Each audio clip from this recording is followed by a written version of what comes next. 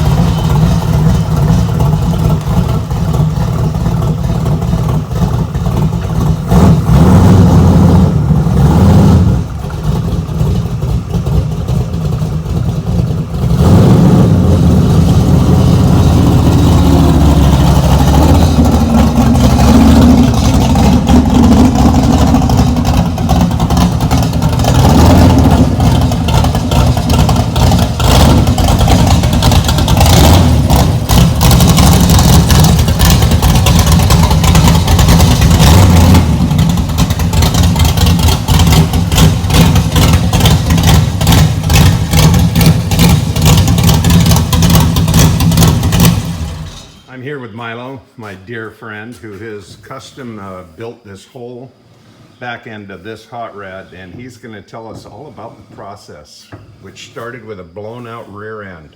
Is that right? Yeah. The it's a '69 Plymouth Valiant, and he's got a 408 cubic inch small block. It's pretty fast. It's probably making 400 horsepower or more, maybe.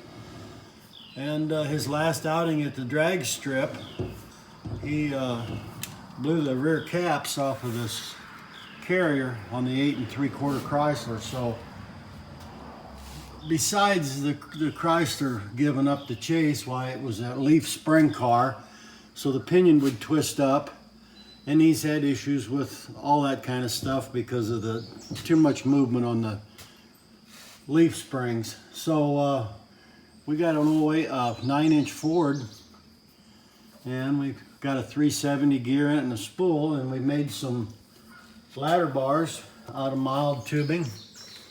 We made these ladder bars custom, and we used urethane bushings for off-road truck vehicles to kind of eliminate all the noise and wear out of the heim ends. These urethane bushings seem to work a lot better. It is, after all, a street car too. Then we built a track locator, put some coilover shocks with 18 adjustable valve positions, so he can kind of tailor it the way he wants to tailor it for drag racing, and it should be very reliable. So. And you built all these. You built all these members here. Yeah, the brackets. And all these brackets here. And the stabilizer bar here. Had to rebuild the whole brake system.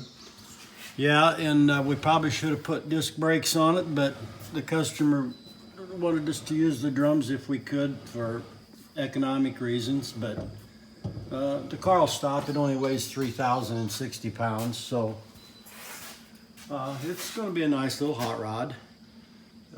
His last outing, he run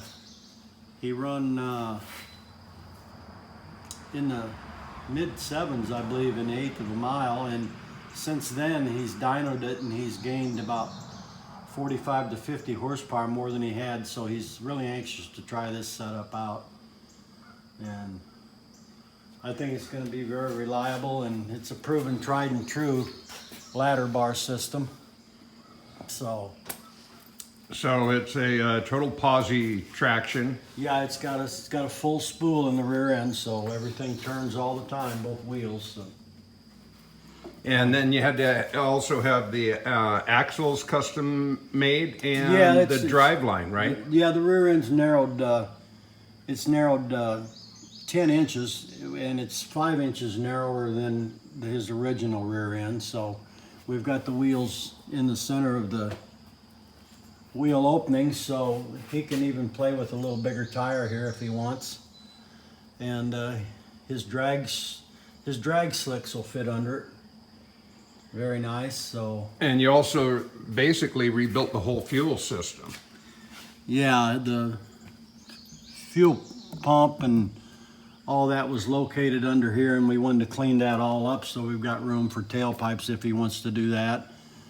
And we made a stainless steel line all the way to the front, and yeah, I have just kind of tidied it up. Yeah, we'll show all those in the photos as it was being built, but but it's been a pretty labor-intensive process, and it's been almost. Acquisition of parts is not always easy when you're retrofitting, and especially on the brakes and everything.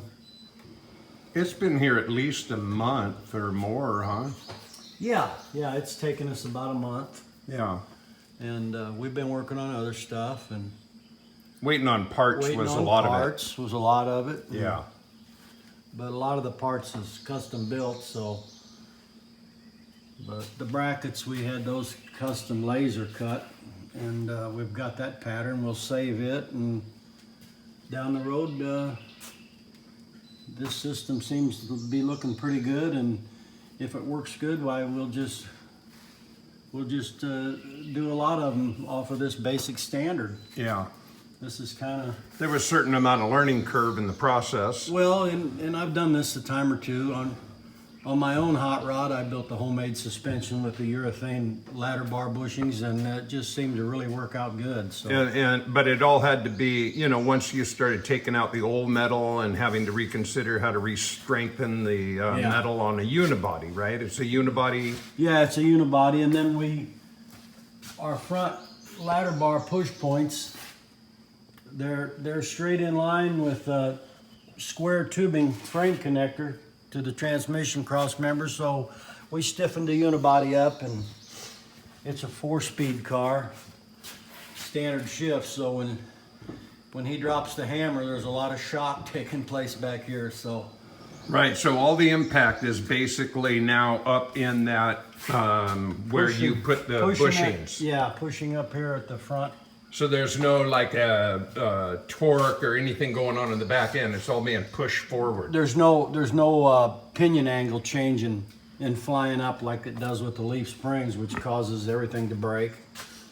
So you should be a happy camper. yeah, I'll be happy if he can take it out and abuse it and keep it together. Yeah. I'll be happy. That's what they're for, right? Well, yeah. Fire them up. Yeah. Yeah. Well, that's awesome, bro. I thank you for your time to bet. explain your process. It's been a privilege to watch it from the beginning. All right, there it is. Okay. Hot Rod 101. Thanks again. Let's see. Right now. Dennis and his hot rod.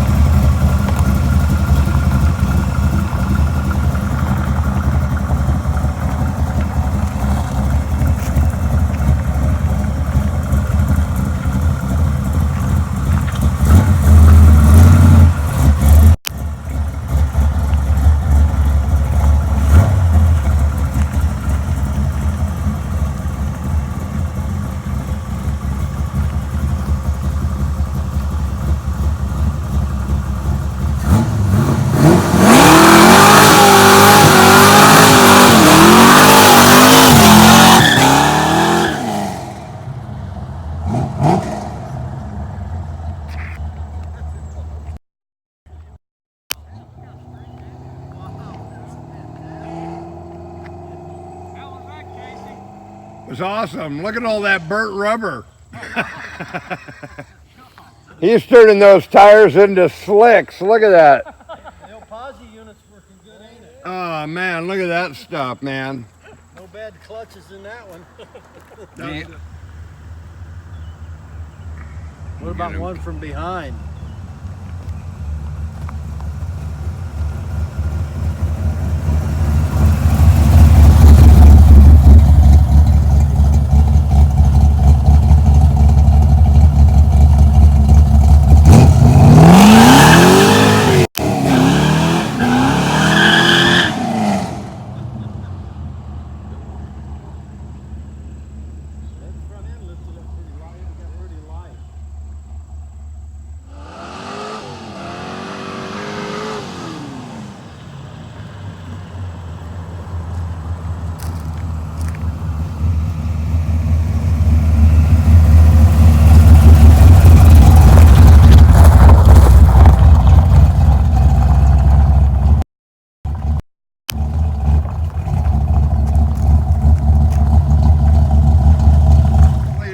I don't know, a couple 100 feet of rubber. How'd that feel? Felt great. Ready to do it again. You're going to turn those tires into slicks before you even get it to the racetrack, huh? I think they're almost there. Yeah, they're getting there. Yeah. Yeah. Way cool, man. Thanks, Dennis. Yeah, like Thank you so guys. much. You guys. There's the Great. builder. There's Yeah. the dad. There's Yep. the youngster. Hot Rod Central. Look at you guys. Yep. It's awesome. Yeah. Perfect. Thank you all Yep, so thank you. much. Thank you, Casey. Appreciate it.